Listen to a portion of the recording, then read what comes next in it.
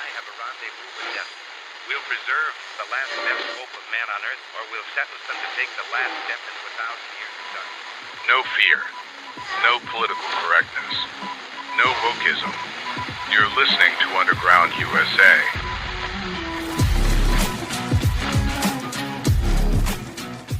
For nearly a century, the United States has been steadily marching down a path paved by progressive ideologues, starting with Woodrow Wilson and cemented by Franklin D. Roosevelt. These architects of centralized power turned the federal government into a bloated, overreaching behemoth, eroding the sovereignty of states and the liberty of individuals in favor of a technocratic elite. Enter Donald Trump, a brash, unapologetic disruptor whose policies and actions signal a return to the anti-federalist roots of the nation. Far from the chaos agent his detractors paint him as, Trump's tenure represents a deliberate pushback against the progressive stranglehold, aiming to restore a balance that honors the decentralized vision of America's founders. To understand Trump's anti-federalist streak, we must first reckon with the progressive legacy he's unraveling. Woodrow Wilson, the professorial poster child of early progressivism, sneered at the Constitution's checks and balances, viewing them as quaint obstacles to his grand vision of an administrative state. His administration birthed the Federal Reserve and pushed for centralized economic control, setting the stage for a government that meddles in every corner of American life. Then came FDR, whose New Deal metastasized federal power into a sprawling bureaucracy. Social Security, labor regulations, and a dizzying array of alphabet agencies didn't just expand Washington's reach. They entrenched a federalist ethos that treated states as mere administrative units rather than sovereign entities. Progressives, cloaking their ambitions in the guise of compassion, sold the public on the idea that only a strong central government could solve society's ills. Over the decades, this morphed into a federal leviathan. Think LBJ's Great Society, Obama's healthcare overreach, and Biden's climate crusades, each layering more power in Washington, D.C. at the expense of local control. The result? A nation where unelected deep state bureaucrats wield more influence than elected state officials, and where individual liberty drowns under the weight of endless regulations. This is the Federalist dream, a homogenized, top-down system that smothers the diversity and autonomy the founders intended. Donald Trump, for all his bombast, emerged as a wrecking ball to this progressive edifice. His policies and actions consistently favored devolving power back to the states and the people, rejecting the Federalist dogma that Washington knows best. Take his approach to health care. Rather than doubling down on Obamacare's one-size-fits-all mandate, Trump pushed for deregulation and state-level experimentation. His administration rolled back federal overreach in Medicaid, giving states flexibility to tailor programs to their unique needs. This wasn't just pragmatism. It was a deliberate nod to the anti-federalist belief that local governments, closer to the people, are better equipped to govern. On education, Trump's disdain for federal meddling is apparent. He champions school choice and is seeking to gut the Department of Education's stranglehold, arguing that parents and states, not Washington, D.C. mandarins, should dictate how kids are taught. Contrast this with progressive darlings like Wilson, who saw education as a tool for national conformity, or FDR, whose acolytes centralized control over curricula. Trump's stance echoes the anti-federalist wariness of a distant authority imposing its will on diverse communities. Even his economic policies carry an anti-federalist streak. The Tax Cuts and Jobs Act of 2017 didn't just slash rates. It capped the state and local tax deduction, a move that curbed the ability of high-tax, progressive-run states to offload their fiscal irresponsibility onto the federal ledger. Critics howled, but the message was clear. States should live within their means, not lean on the federal government as a crutch of salvation. This aligns with the anti-federalist view that each state should bear the consequences of its governance, free from federal bailouts or homogenizing subsidies. Perhaps Trump's most anti-federalist legacy is his assault on the administrative state, that unelected fourth branch of government progressives adore. His administration is slashing regulations at a historic pace, axing 8 rules for every new one enacted. Agencies like the EPA and FDA, long bastions of authoritarian federal overreach, saw their wings clipped as Trump prioritized state-level decision-making over edicts from Washington. Progressives shriek that this deregulation is reckless, but they miss the point, or perhaps they don't.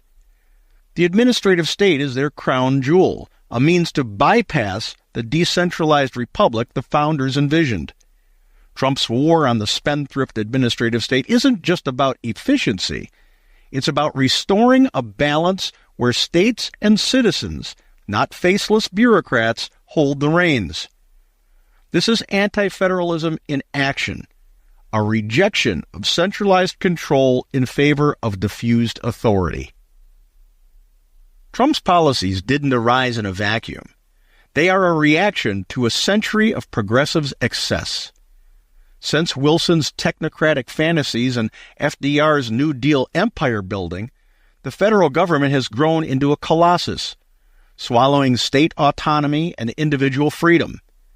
The Anti-Federalists, those scrappy skeptics of centralized power, warned of this in 1787.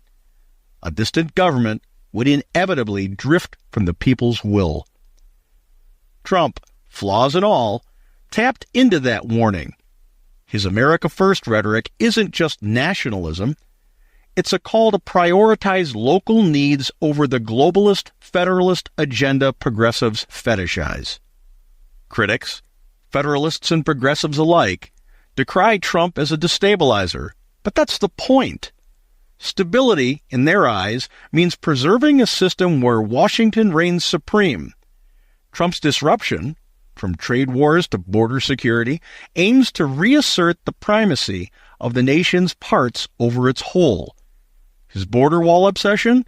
Less about xenophobia and more about states like Texas and Arizona reclaiming control from a federal government too timid or complicit to act. His trade battles with China? A rebuke to the federalist elite who'd sacrifice local economies for global integration.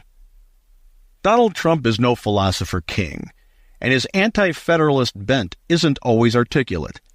But his instincts align with a vision the founders would recognize: a nation of sovereign states, 50 symbiotic states with 50 separate constitutions enjoined in a compact, not a monolith ruled from on high.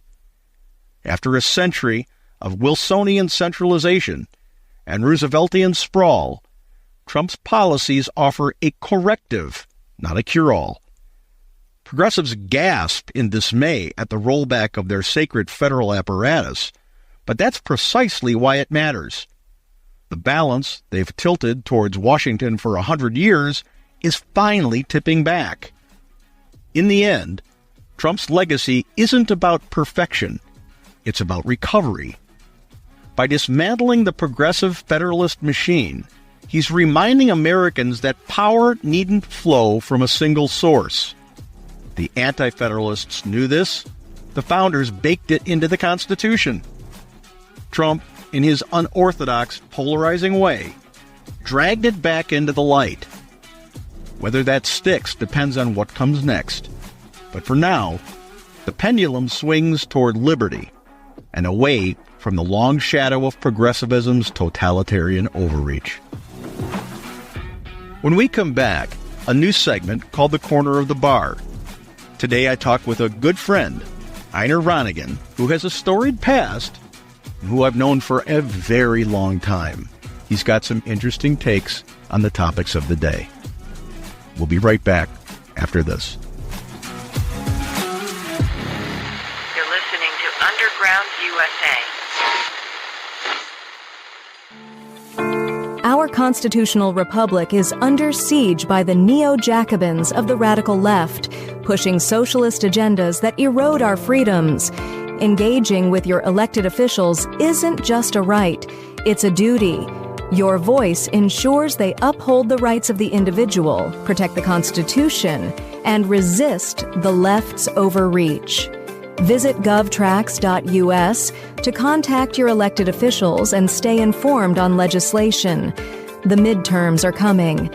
Together, we can safeguard liberty and make sure America stays on the right track.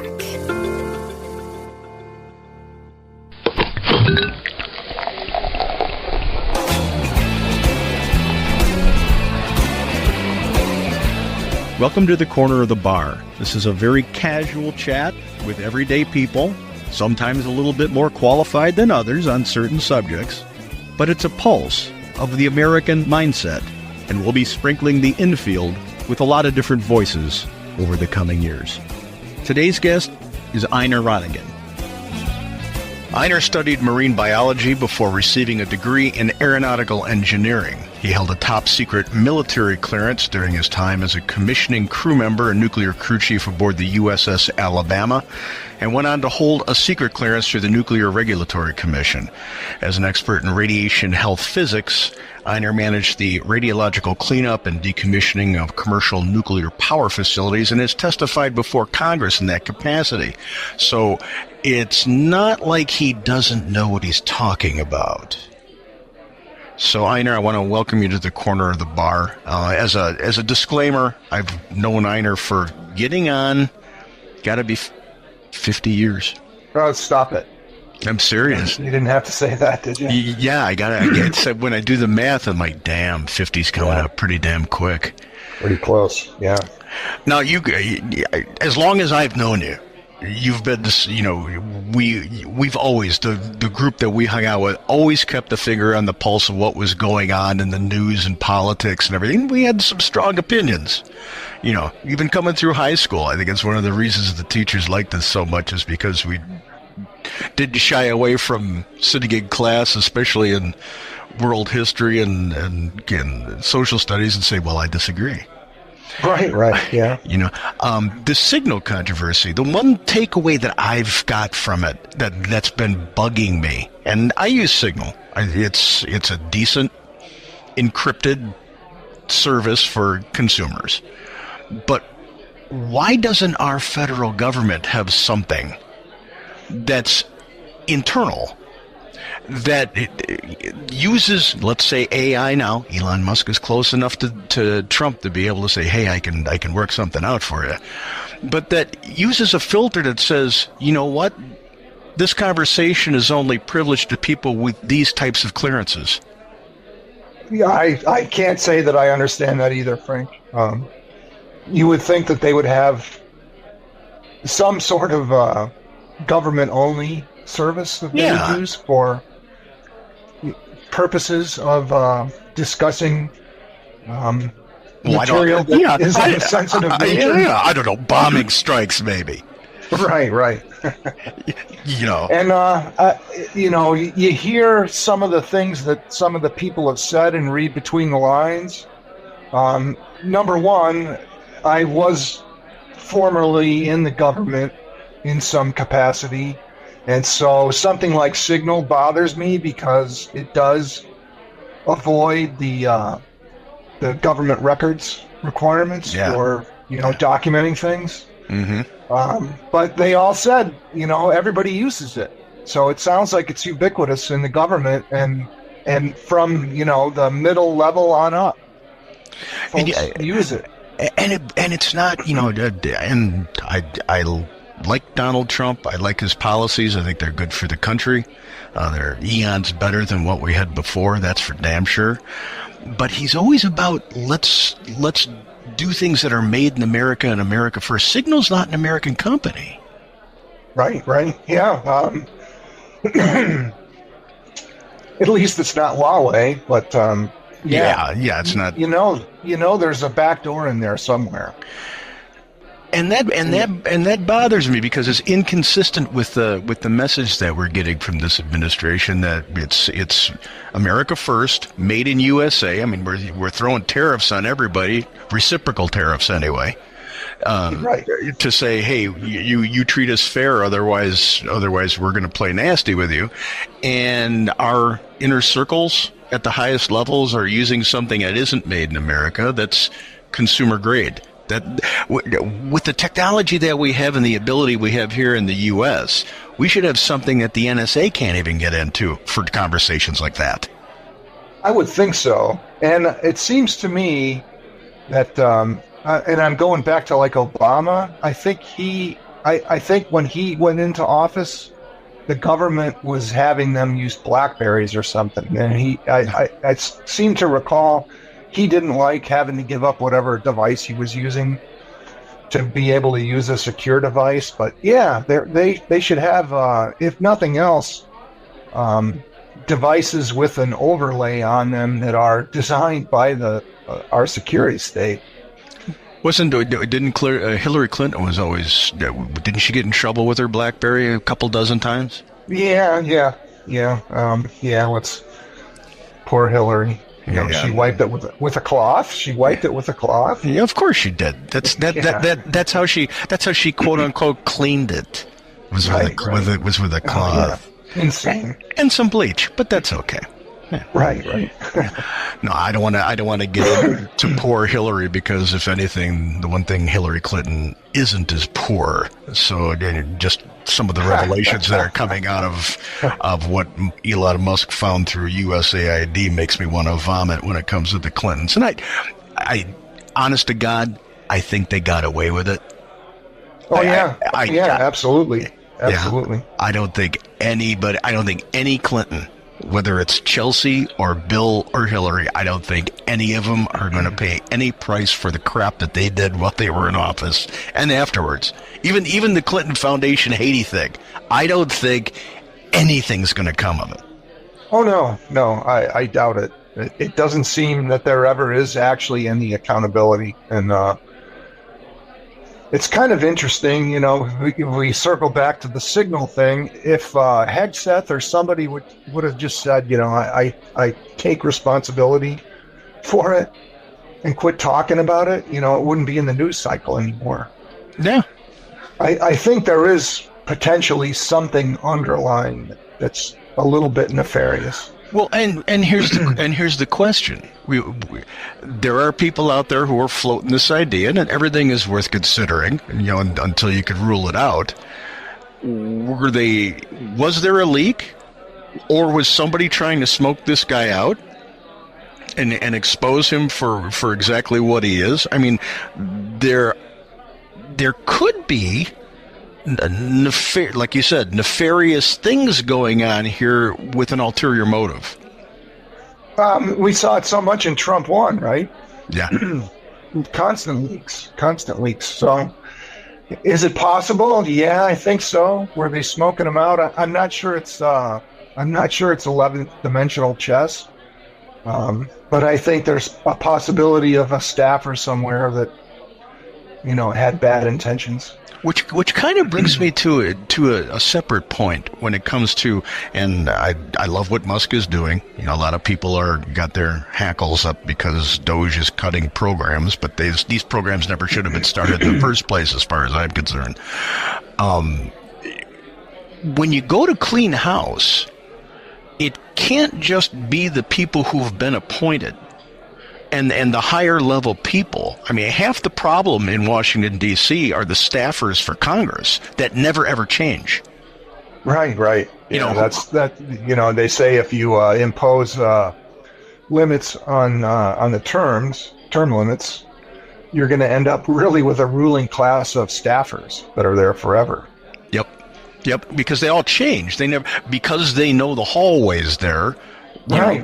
Oh, they rely on them significantly. I've spent more time than I wish to admit in Washington talking with congressional staffers and, working on legislation and everything. And they, especially in the Senate, I think more so in the Senate than in the House, but they definitely rely on them. And then you get to the point where you have someone, you remember Dianne Feinstein in her later years.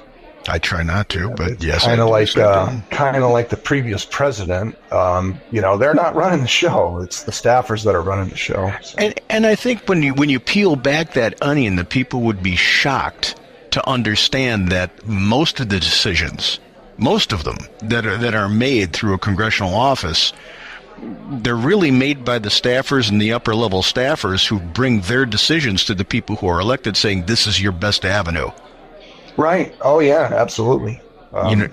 So that this idea of a true and pure representative government, boy, we've moved far away from that. We're a long way away from that. Yeah, we're a long way away from that. Which, when we're talking about the staffers now, because this segues into another thing that we wanted to discuss a little bit. The Trump derangement syndrome that the media trumpets out about what's happening in Washington, and they like to paint it with a broad brush that it's happening from coast to coast amongst everybody. And in some instances, that's true.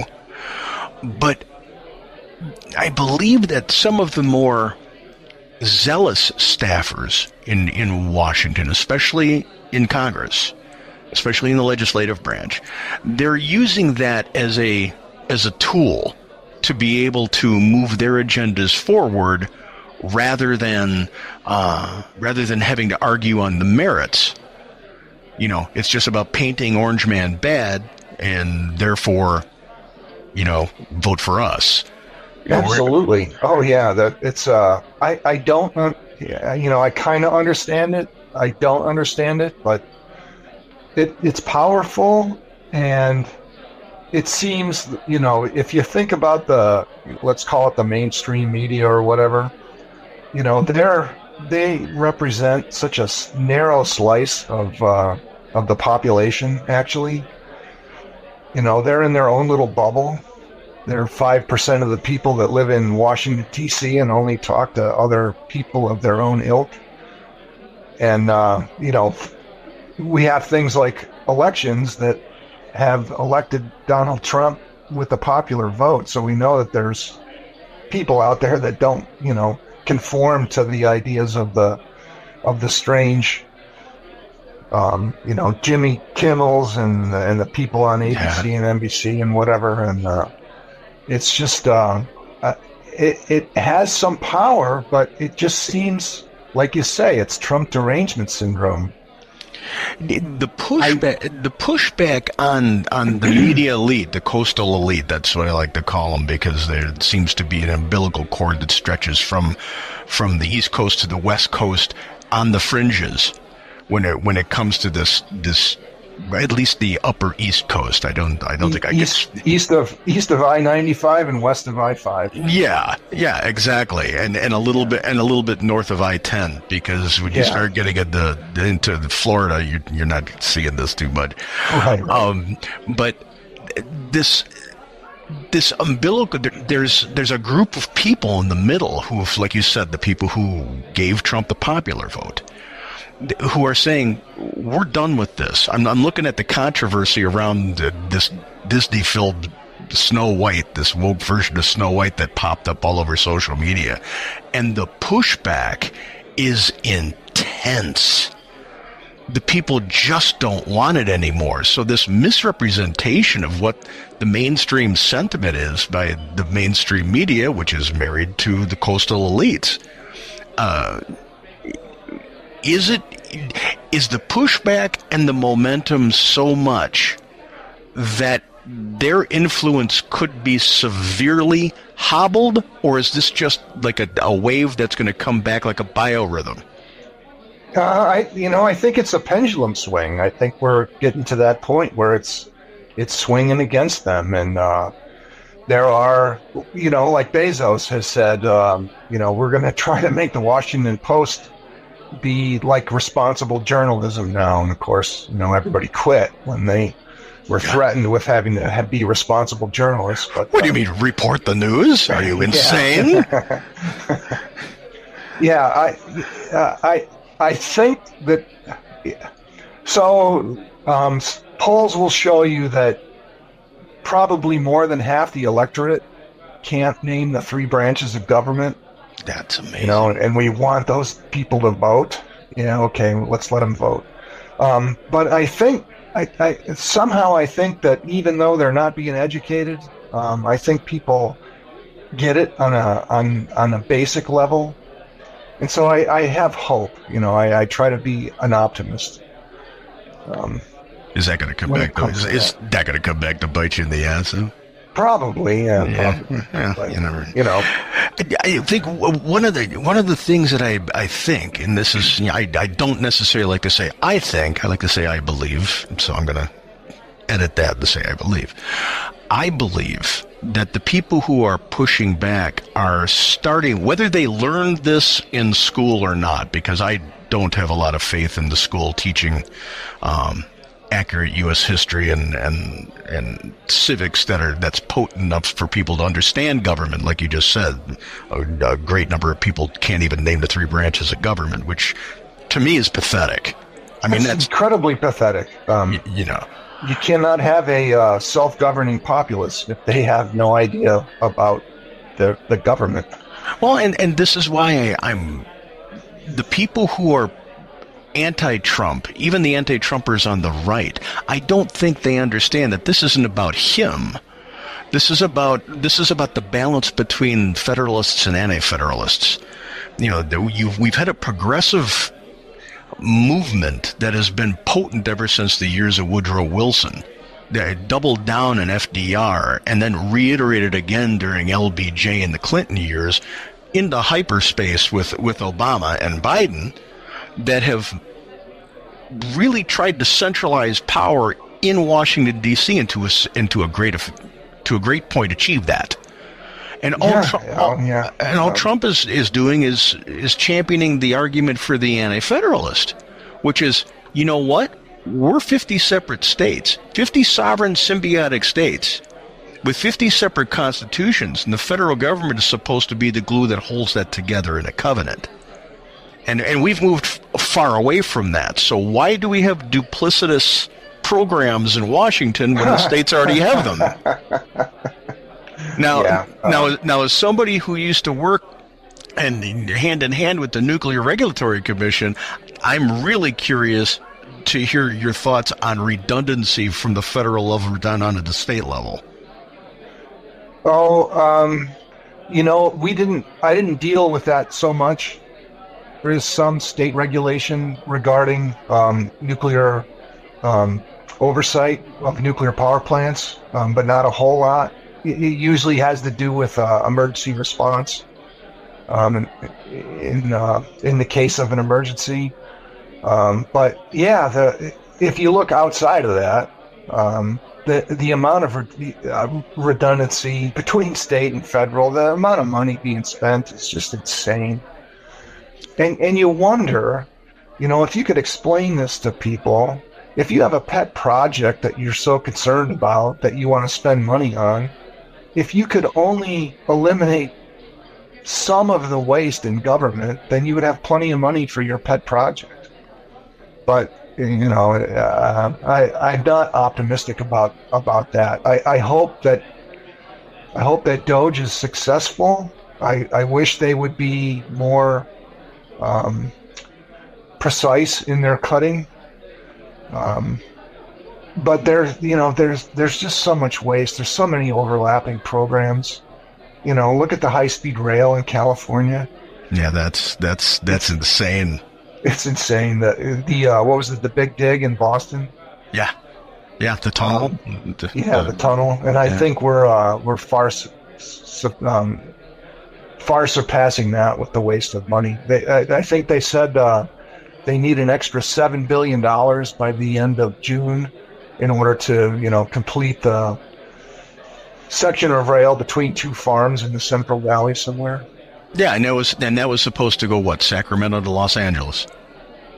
Yeah. San Francisco, Sacramento to L.A., and it was supposed to be done by 2020. Yeah. So and now they're saying that unless they get, and just that you're referring to just that section from, and because Victor Davis Hanson talks about this all the time. Yeah, he foams at the mouth over this one, right. Which is tough to get him to do because he's usually quite measured, but even to get the project completed all the way up so that someone could get on a trade at San Francisco and get to LA, they're going to need billions more. Tens of billions, if not hundreds of billions more, if they're going to keep spending the way they're spending. Yeah, they're so far behind. And I listen to some radio folks that are out of a local area here. They're syndicated. And like they say, the money's being spent. It's going to somebody. Someone's getting all that money. And follow the money. Oh, that's always been. And I think that's what Musk is trying to do. At some point, when he and his team sat down, even though they're using algorithms and they're going at it analytically, you have to sit down in the middle of this nest of shit and say, there's just so much, I don't know where to begin. Oh, yeah, absolutely. I can imagine that it would be difficult. And did you see Brett Baer interview the guys on the Doge team last week? They looked a little forlorn, not forlorn, but a little weary, as if they're getting no sleep. Yeah. But also an outstanding group of individuals. We're told, and I love this because I've seen it on social media before, and it made a point. You have the detractors, the Doge detractors, and the Musk haters and the Trump haters who are screaming about these 20-year-olds. These 20-year-olds that he's using to disembowel these programs and help so many. Yet we're supposed to listen to Greta Thunberg. Because for some reason her non-education on climate and meteorology makes her a freaking expert. Well, she's moved on. She's on something else now. Yeah, she's on Hamas. She's on the Palestinians. Hamas, that's it. Yeah. She's Palestinian now. Yeah, she's a Swedish Palestinian. That's something you don't see every day. Right. Like they say, if you have that bumper sticker, coexist. Right. If you're someone that puts that on your bumper sticker on your car, probably in 90% of the countries represented by the symbols on that sticker, they would kill you. Oh, absolutely. Not only that, if you're putting that sticker on your car, you're 99% more likely to key a Tesla. Right. That's like a red flag that says, I'm going to put this sticker on my car. I'm a fascist. Yeah. You're a fascist. Yeah. No, you're a fascist. No, you're a fascist. Yeah. No, that's the total of the argument. Exactly. Hitler, you should know better. Hitler, stop it. Right. Which circles me back, through the Trump derangement syndrome, back into the signal controversy about the construction and the operations and the day-to-days of our intelligence community and how far away it's come from its core mission. You've held clearance, and granted you weren't sitting at the Joint Chiefs table, but you do understand the importance of having fidelity to confidential, top secret information. When we see what the CIA, especially the CIA, but you get into the FBI and you can get into some of the NSA as well, going back a few years, and how they've weaponized themselves to promote an agenda. Do you think there's any way to salvage these organizations, or does it need to be destroyed and start from the ground? Well, you know who intended to disassemble the CIA after the Bay of Pigs was JFK, and you know what happened to him? Yeah, he didn't fare too well. No, he didn't. And I don't know about that, but we had the during Trump and then during COVID and the movement to rename schools, so they wouldn't call them after George Washington or Thomas Jefferson. Oh, God forbid, slave-owning bastards. Right. But there's one building in Washington that retains its name, and it's the Hoover Building, and I think that just speaks volumes. I just don't understand why they like vacuum cleaners so much. Right. But, was there ever a more corrupt person in government than Hoover? Look at what he did to MLK. Yeah, and how long was he? How long was his tenure? Yeah, it was far too long, and he's got some adjacency to the JFK issues as well, having stumbled upon some of the workings of the CIA around that time. It's the amount of power that they exercise. One of the things that I have to say, having held security clearances and also being a facility security officer, so I had to write procedures and understand and implement the regulations that surround the protection of classified information. I know more about it than most people, I would say. Anyway, the first thing that you need for a security clearance is the need to know. And that usually follows in whatever job responsibilities that you have. If you're the chairman of the Joint Chiefs of Staff, you need to know information about the military, blah, blah, blah. But when you retire and you leave government service, you no longer have that need to know. And it just amazes me, and I'm so happy that Trump has taken away the security clearances from those 51 goons that signed the Hunter Biden laptop is Russian disinformation letter. Why did those people retain their security clearance when they no longer have a need to know? It's just beyond me. Well, and let's add to that. Why does a former president need to hold those? Right. Yeah. Or a former Secretary of State? You don't. You're out of the position. You no longer have a need to know. Your security clearance should be gone at that point, which is, what's happened to me. When I left the military, I lost my top secret security clearance. I didn't have the need to know anymore. What if you wanted to give interviews? I mean, isn't that why they afforded the courtesy of maintaining your clearance after you leave office, so that you can go out and make a buck and do interviews and be called an expert? Absolutely. Right. Yep. The idea that because people are in government service, that they're not covetous of their position or wanting to increase their power or wealth in some way, that they're somehow angels, is just insane. You talk about, Elon Musk is a greedy bastard because he's rich. But the people in government, like Fauci, he's just holier than thou because he was in government service. But I think it was Thomas Sowell, pretty much demonstrated, and it might not have been him, but other economists have shown that, there's every bit as much ambition in the service of the government that there is in private industry, as far as, maybe you're not directly trying to build wealth, but you're trying to build power at the least. And influence. Yeah, and influence. Look at Fauci, for example. He was the highest paid individual in government, and I don't even understand how that happened. He was getting more than one salary. I'd say I hate that son of a bitch.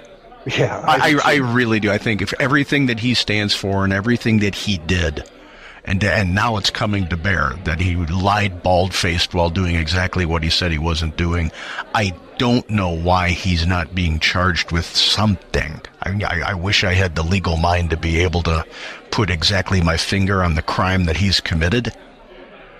But taking government money, taxpayer money, and then lying bald-faced to the people? Oh, yeah. And we talked about Signal. We know that he used his private emails in an attempt to avoid the ability to, find out what he was talking about. Now, through FOIA, some, enterprising people have gotten a hold of his personal emails because they had to retain those as well. But he definitely was attempting to avoid scrutiny. Well, and answer me this, because you've played in those halls with having to retain information and everything else. Oh my God! With someone like Fauci, or let's go down the rabbit hole of the Epstein list. Even the JFK files, even the MLK files. You're supposed to retain these things. How likely is it that damning things that he had control over are already gone and destroyed? Well, yeah, that they have gone.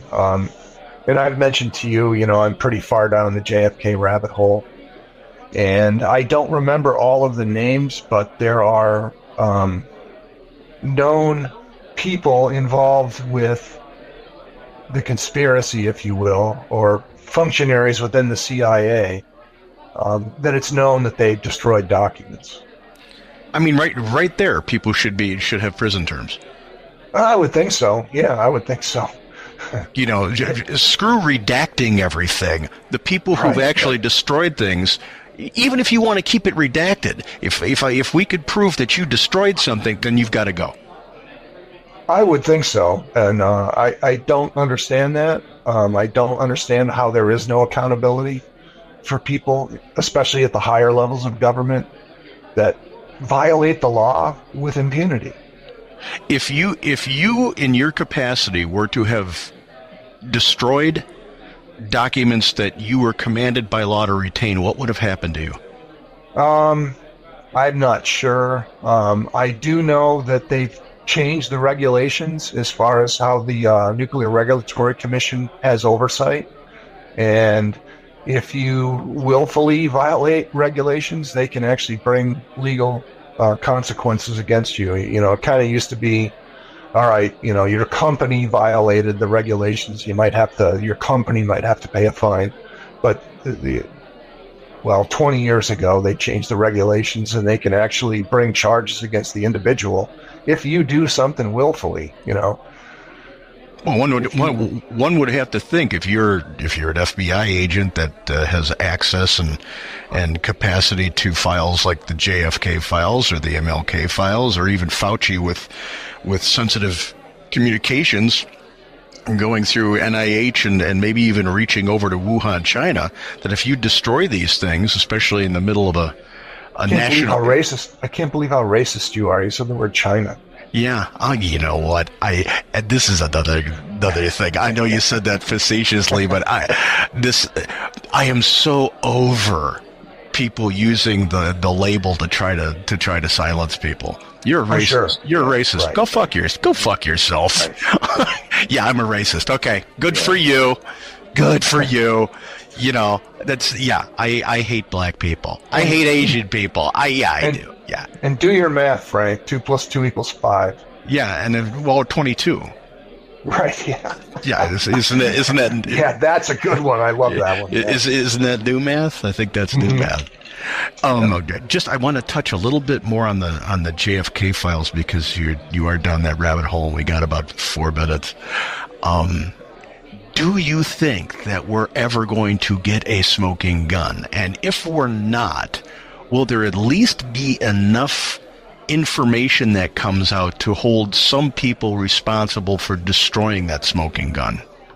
I think we're getting close. And can I plug a competitor? Absolutely.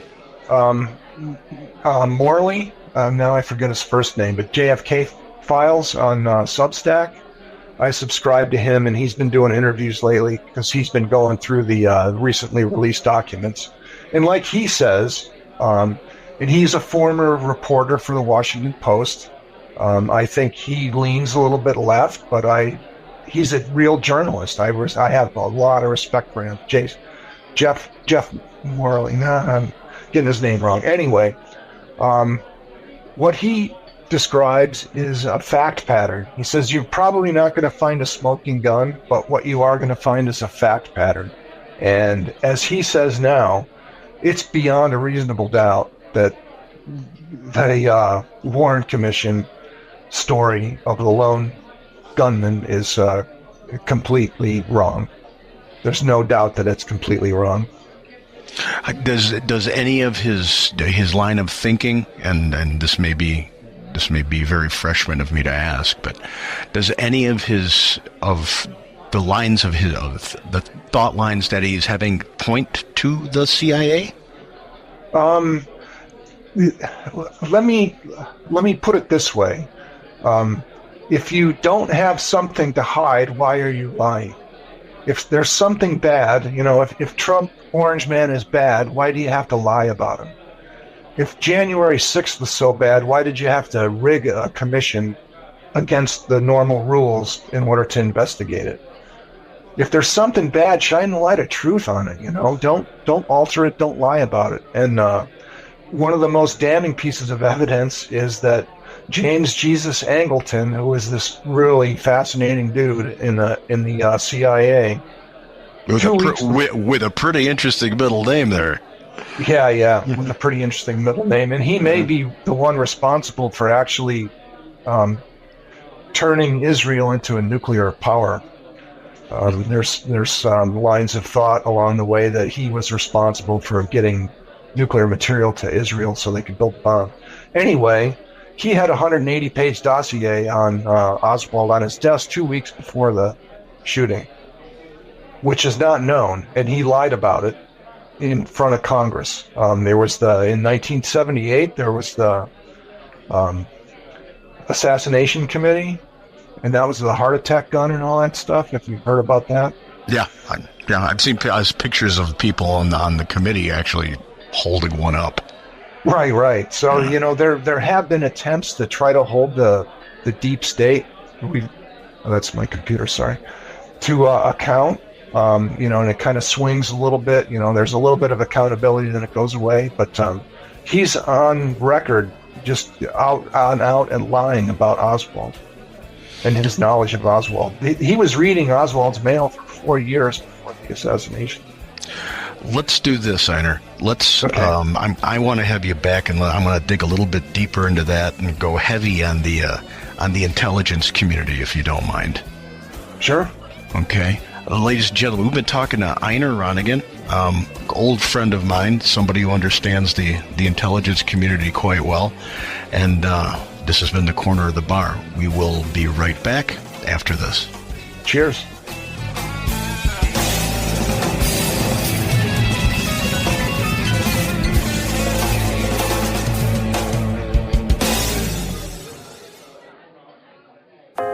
A free and independent media is the backbone of our great republic. So it's crucial to have media outlets that aren't influenced by big tech censorship or the leftist mainstream media complex.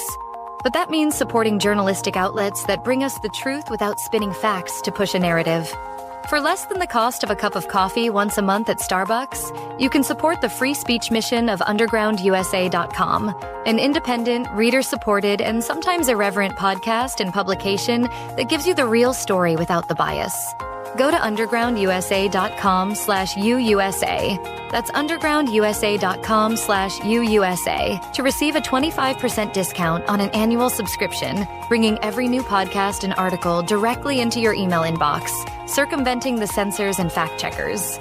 Remember, knowledge is power, and staying informed is one of the best ways to protect our republic. Go out there and seek the truth, my friends. Subscribe to undergroundusa.com today.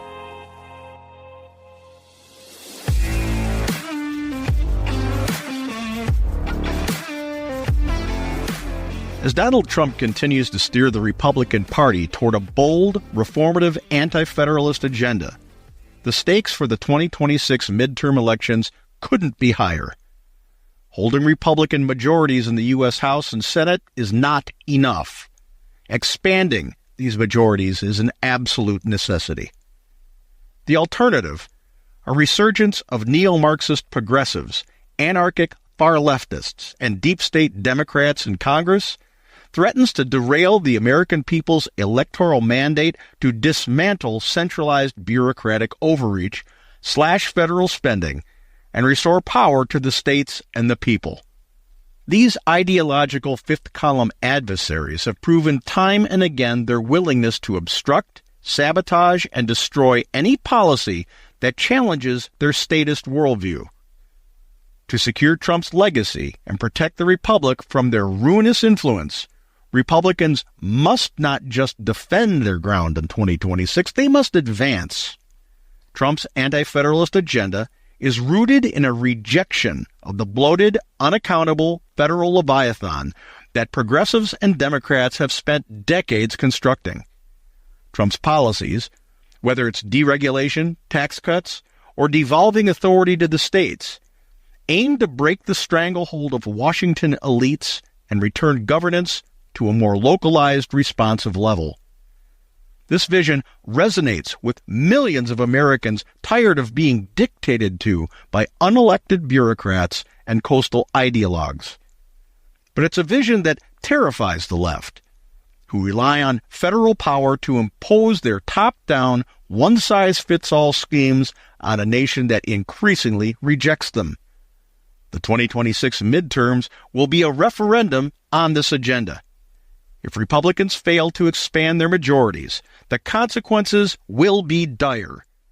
A Congress with slim GOP margins, or worse, one flip to Democrat control, would empower progressives and their allies to grind Trump's reforms to a halt. They've done it before, and they seek to do it again.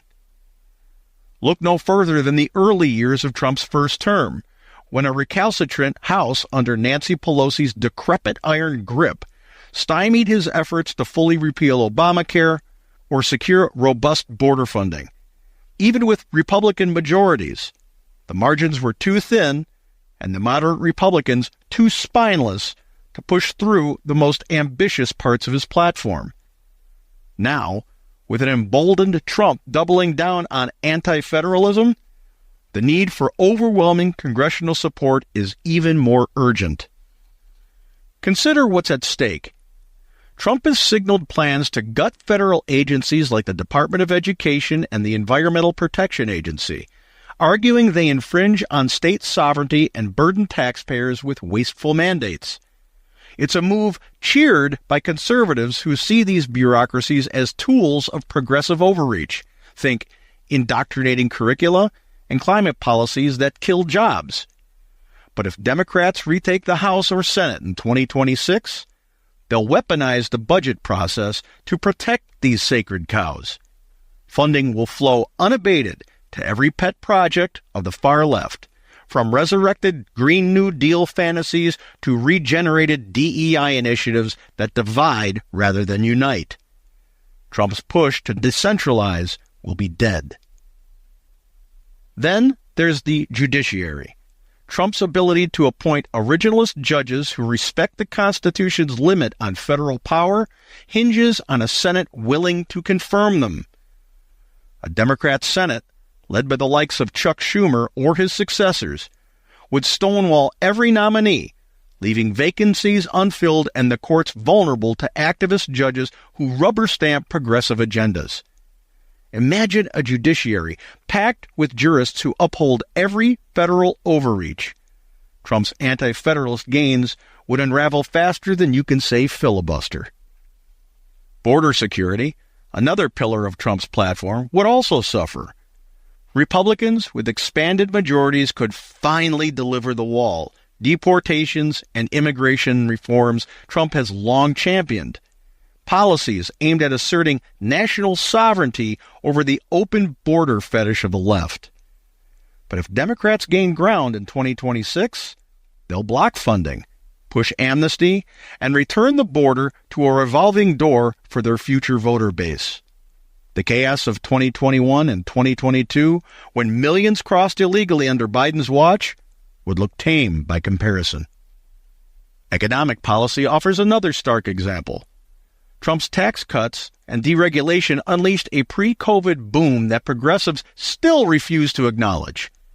He wants to go further, slashing corporate welfare, simplifying the tax code, maybe even getting rid of the IRS altogether and the income tax, and unshackling small businesses from federal red tape.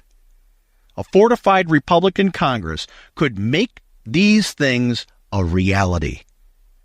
But if the far left gains seats, They'll resurrect their soak the rich rhetoric, jack up taxes, and smother entrepreneurs with regulations, all in the name of equity that somehow never trickles down to the working class they claim to represent. The most insidious threat, though, is the left's obsession with expanding federal power through new entitlements and surveillance. Programs like Medicare for All or a universal basic income aren't just budget busters. They're chains on state autonomy, locking Americans into dependency on Washington. Pair that with their push for digital IDs and censorship under the guise of misinformation crackdowns, and you've got a recipe for a federal dystopia that Trump's agenda explicitly rejects. A Democrat surge in 2026 would embolden these efforts, turning Congress into a battering ram against the very freedoms Trump seeks to protect. History warns us of the cost of complacency. In 2018, Republicans lost the House, and Trump's first term was hobbled by endless investigations and legislative gridlock. The 2022 midterms, while a narrower disappointment, still left the GOP with a razor-thin House majority that struggled to unify. 2026 must be different. A decisive Republican wave, say a 20-seat gain in the House and 5 in the Senate, would give Trump the muscle to enact his reforms without compromise. Anything less risks a repeat of past failures, with progressives crowing as they dismantle his legacy brick by brick. The culprits here are clear. Progressives who fetishize government control, far leftists who dream of socialism at any cost, and Democrats who cloak their power grabs in sanctimonious platitudes. They're not just wrong, they're dangerous. Their vision of America is a centralized monolith where dissent is crushed and states are mere vassals of Washington. Trump's anti-federalist crusade is the antidote, but it's fragile. Without expanded Republican majorities in 2026, it'll be smothered by a Congress that despises everything he stands for. The choice is clear.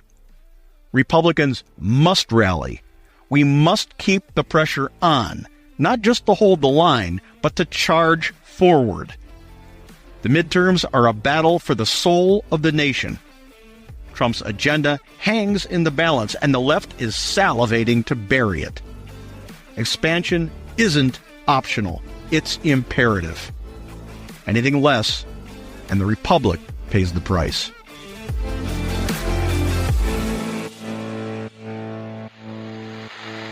You're listening to Underground USA.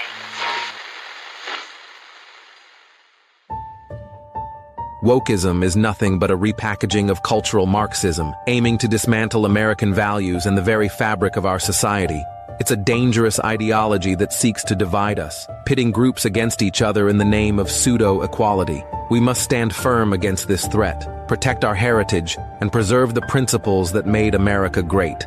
We at Underground USA urge you to educate yourselves by taking the free courses at Hillsdale College to understand the depth of this issue. America's future depends on our vigilance and commitment to truth. That future begins with you.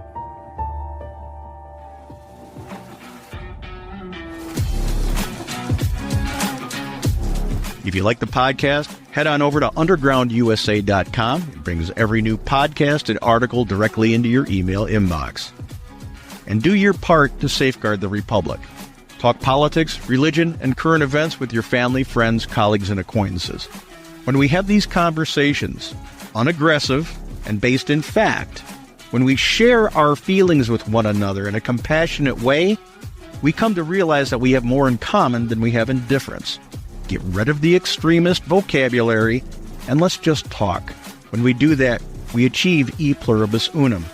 And that frustrates the deep state balkanizers who need to keep us at each other's throats so that they can cobble together 51% for any election cycle. That's how we defeat the deep state. That's how we maintain the Republic. That's how we keep America free. You're listening to Underground USA. No fear, no political correctness, no wokeism. My name is Frank Solano.